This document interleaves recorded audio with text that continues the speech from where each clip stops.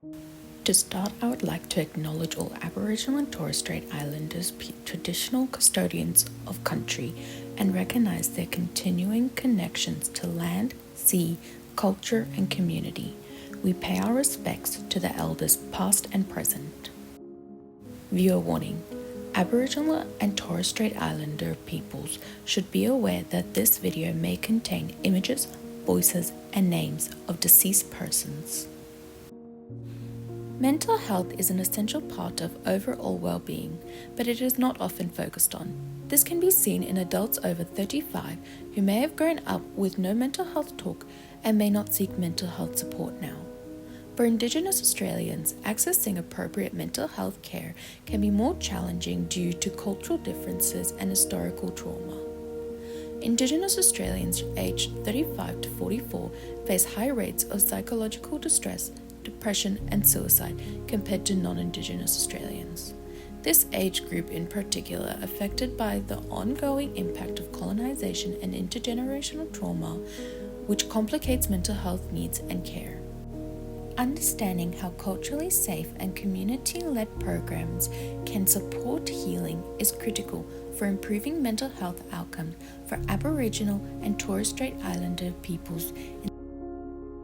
An overlooked dimension of health and well-being, with people prioritizing other aspects of health before even considering mental health. This is especially true for those over 35, having grown up with a stigma against seeking mental health care. For Indigenous peoples, seeking mental health care may be difficult or not even suited to their needs. Suicide rates in Australia can be linked to poor mental health, which has increased through a lack of access to prevention services. There is a huge discrepancy between suicide rates in non-Indigenous peoples and Indigenous people between age groups. Indigenous males aged 15 to 24 and 25 to 34 have the highest suicide rates, 95 and 105 per 100,000 respectively, with those aged 35 to 44 sitting at 50 per 100,000. Comparing this to non-Indigenous males who barely surpass 35 per 100,000 across all age groups. Indigenous peoples aged 35 to 44 are within the range to be directly impacted by the effects of the stolen generations. Their parents could be a part of these stolen generations, being taken as children and losing their culture, identity, and ways of knowing. When a parent is a part of the stolen generations, the trauma they experience being taken from family, culture, and country can affect how they raise their own children. This is called intergenerational trauma. It can present as emotional distance, parenting struggles, or mental health issues. Children may grow up without a strong connection to culture, identity, or language. Even though they weren't taken themselves, they still feel the long-term impacts. Despite often being overlooked, the 35 to 44 age group requires just as much attention and support as younger and older generations. But works in a culturally safe context. Community-led and culturally grounded approaches. Initiatives that are designed and led by Aboriginal communities will be more easily adopted and successful. For instance, the Victorian Aboriginal Community-Controlled Health Organisation is a supporter of culturally sensitive and community-controlled initiatives where services have close integration with the values and priorities of Aboriginal Victorians. Trauma-informed care. It is necessary to be aware of intergenerational and historical trauma's impact. Programs that incorporate the concepts of trauma-informed care, understanding historical injustices and their effects, will be well received and have better outcomes with First Nation peoples like the Dadi Munburu Aboriginal Mental Health Service. Integration of Social and Emotional Wellbeing (SEWB) framework.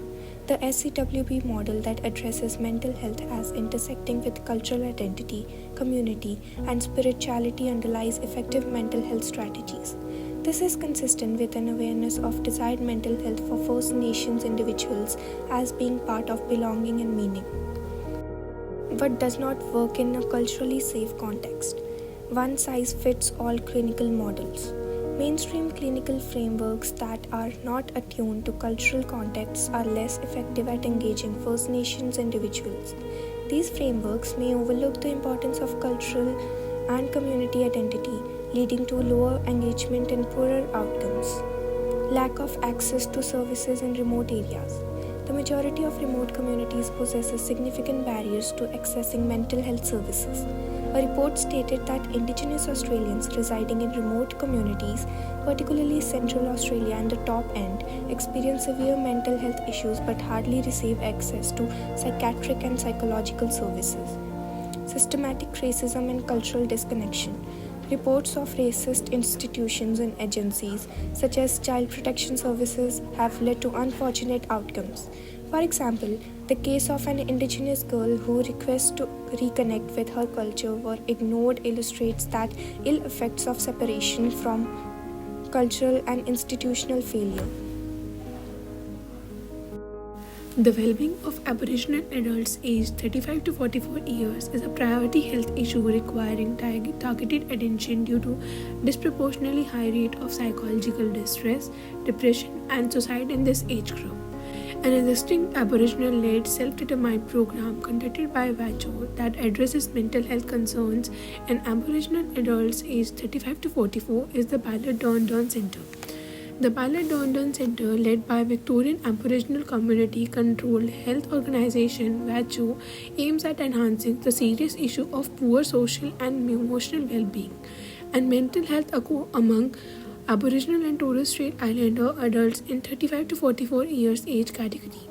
This age bracket has excessively high rates of psychological distress, depression, anxiety, substance abuse, and suicide, largely due to impacts of colonization, intergenerational trauma, institutional racism, and ongoing social disadvantage. This age group takes on significant roles as caregivers, parents, and cultural leaders, and their health is central to the health of families and communities across generations. The Ballard Don Don Centre operates in a culturally safe and integrated model that is derived from a system that honors Aboriginal ways of knowing, being, and doing. The centre promotes healing through relationship-centered initiatives to country, culture, kin, spirit, and community, and delivers services through Aboriginal-controlled models that combine cultural and clinical care. By focusing on community-centered service design, workforce development, and advocacy, the centre ensures programs are culturally responsive and effective. The centre's success rests on the self-determination, community engagement, and strength-based, trauma-informed practice, principles all too often absent from mainstream mental health services. Addressing mental health in Indigenous adults aged 35 to 44 requires approaches that respect culture, history, and community strengths. Programs like the Ballard Don Don Centre demonstrates the effectiveness of culturally grounded, trauma-informed care that centres Aboriginal ways of knowing and being. On the other hand, mainstream one-size-fits-all clinical models, lack of access in remote areas, and systematic racism continues to create barriers to effective care. Healing and improving mental health outcomes are possible when services are designed and led by Indigenous communities with a focus on cultural safety, self-determination, and social and emotional well-being. Moving forward, increasing support for such community-driven programs is essential to close the gap in mental health and promote the well-being of Aboriginal and Torres Strait Islanders adults.